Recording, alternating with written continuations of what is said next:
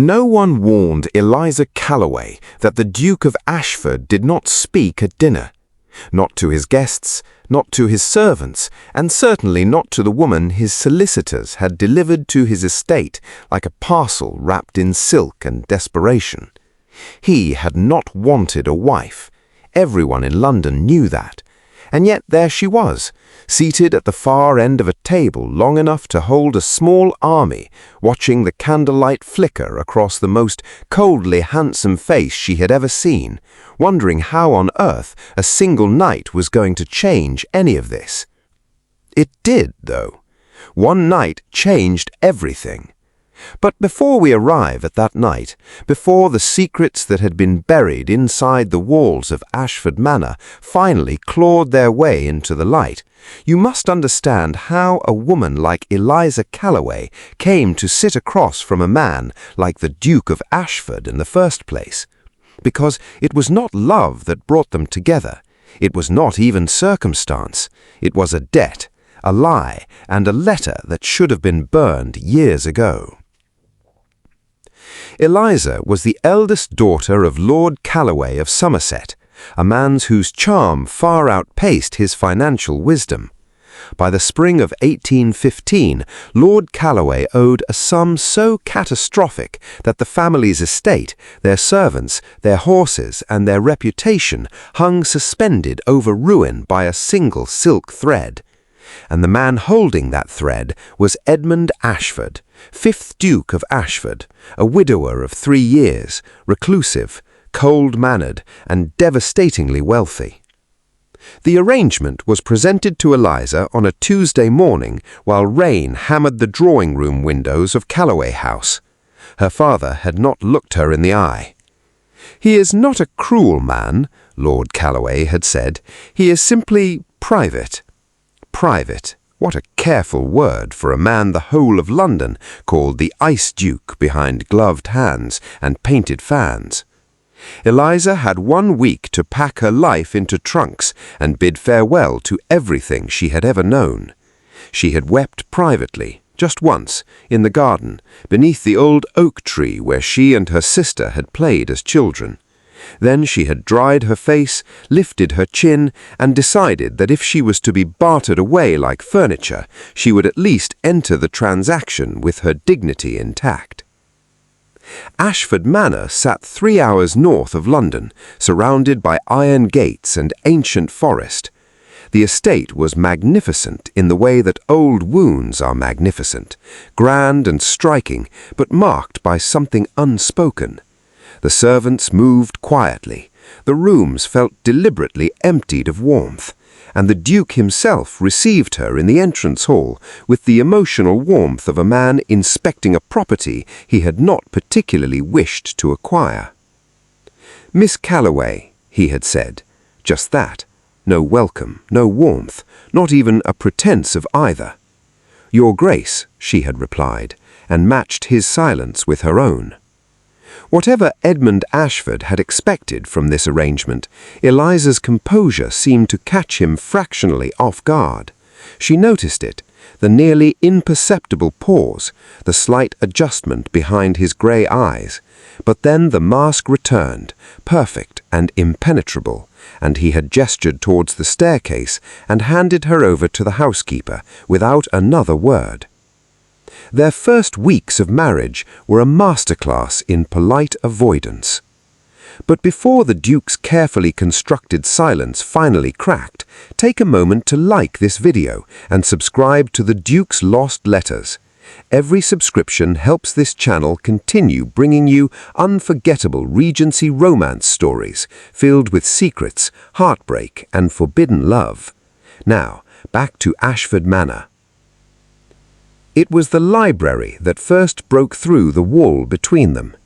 Eliza had taken to rising before the household each morning, slipping into the vast East Wing library with a candle and whatever novel she could find among the shelves. She had assumed the Duke never used the room. She was wrong.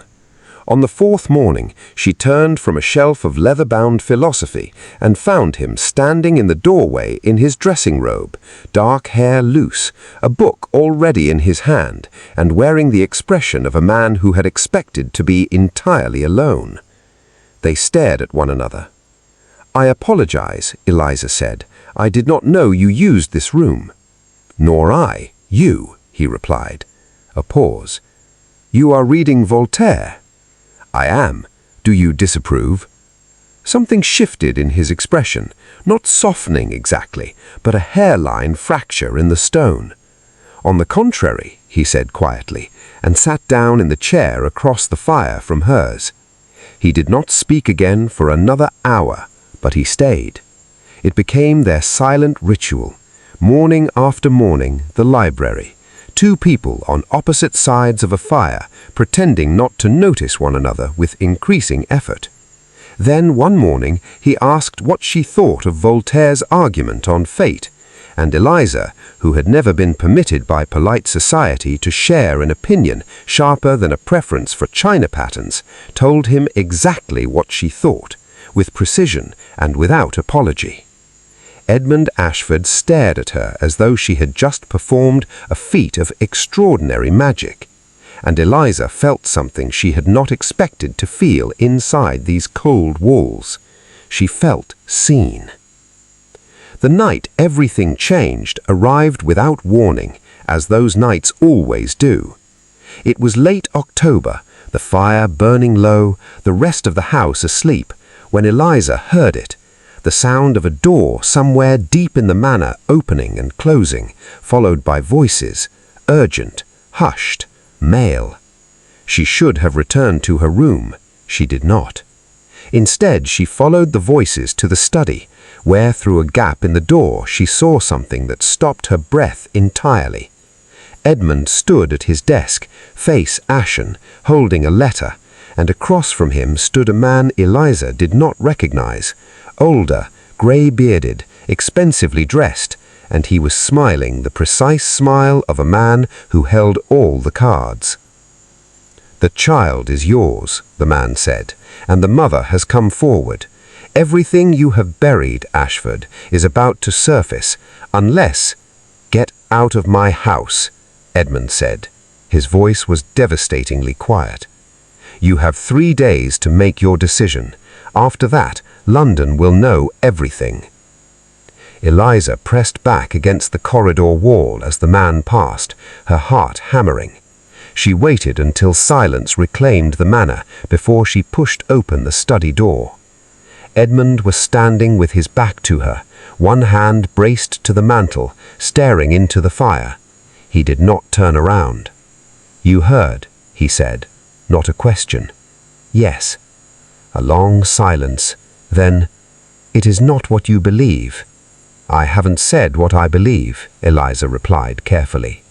He turned then, and for the first time since she had arrived at Ashford Manor, every wall behind his eyes had come down. What she saw there was not cold, it was not indifferent. It was the face of a man who had been carrying something unspeakable entirely alone. "I had a son," Edmund said, 3 years ago, born before my first wife died, born to a woman I was not permitted to love because society deemed her beneath my station. I could not claim him. His mother, she was frightened. She accepted money I offered for their protection, and they disappeared. I thought they were safe." His jaw tightened. "That man tonight, he found them. He is threatening to use them against me unless I pay him far beyond anything reasonable. And if he speaks publicly, the boy will be marked illegitimate, his mother destroyed, and you will lose everything," Eliza finished. "I have lost far worse than property before," Edmund said quietly. "It is them I cannot bear to see harmed."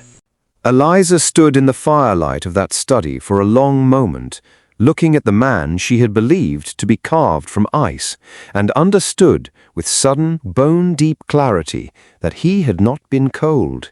He had been protecting something. He had built those walls to keep the world out, because the world had already cost him everything that mattered. she crossed the room. She took the letter from his hand, read it through once carefully, and set it on the desk. "Then we handle this together," she said. He looked at her as though she had spoken in a foreign tongue. "We are barely a marriage at all, Eliza." "We are exactly a marriage. You simply have not noticed yet." By morning, Eliza had written 3 letters of her own. Her uncle, a retired magistrate of considerable influence, received the first. A trusted solicitor received the second, and the third went directly to Edmund's blackmailer, signed in both their names, husband and wife, informing the man precisely what legal consequences awaited anyone foolish enough to threaten the Duke of Ashford while his Duchess was paying attention. The grey-bearded man did not return. Within a fortnight, Edmund had quietly, legally arranged proper provision and protection for his son and the boy's mother, not as hidden charity, but as a formal acknowledgement, handled with discretion, dignity, and permanence. The boy would be cared for. His mother would never again be subject to fear or manipulation. Edmund told Eliza every detail himself, sitting beside her in the library, not across the fire from her, but beside her, close enough that their hands nearly touched. "You did not have to do any of this," he said. "No," she agreed, "I chose to." He was quiet for a moment. Then, with the carefulness of a man unused to vulnerability, "I find that I am grateful you are here, Eliza. Profoundly so." She looked at him. "Then perhaps," she said softly, "you might try telling me that at dinner instead of staring at your soup." And Edmund Ashford, the Ice Duke, the man London whispered about behind painted fans, laughed, a real laugh, low and startled and wholly unguarded. Eliza felt it in her chest like the first light of morning after a very long winter. They did not fall in love dramatically or suddenly. It came the way warmth returns to a room, gradually, steadily, until one day Eliza realized she was no longer sitting across the fire from a stranger. She was sitting beside her husband. And he had been watching the door every evening, she later learned, waiting for her footsteps in the hall. He never again ate dinner in silence, and she never again packed her feelings away like china wrapped in wool, careful, concealed, untouched. On the morning of their first anniversary, Eliza found a letter on her pillow. No envelope, no seal, just Edmund's handwriting, precise and uncharacteristically unsteady, filling half a page with everything a cold man had never allowed himself to say aloud. The last line read, "I was not looking for you. I have never been more grateful to be so entirely wrong." She folded it carefully and placed it against her heart. Some walls, it turns out, are not built to last forever. They are built only until the right person arrives, patient enough, brave enough, and stubborn enough to wait for them to come down. If you found yourself captured by this story of forced beginnings, hidden grief, and the love that quietly refused to be denied, don't forget to subscribe to The Duke's Lost Letters and share this story with someone who believes in the kind of love worth waiting for. Until next time, some love stories don't begin with a spark. Some begin with silence and become the most beautiful thing either person has ever known.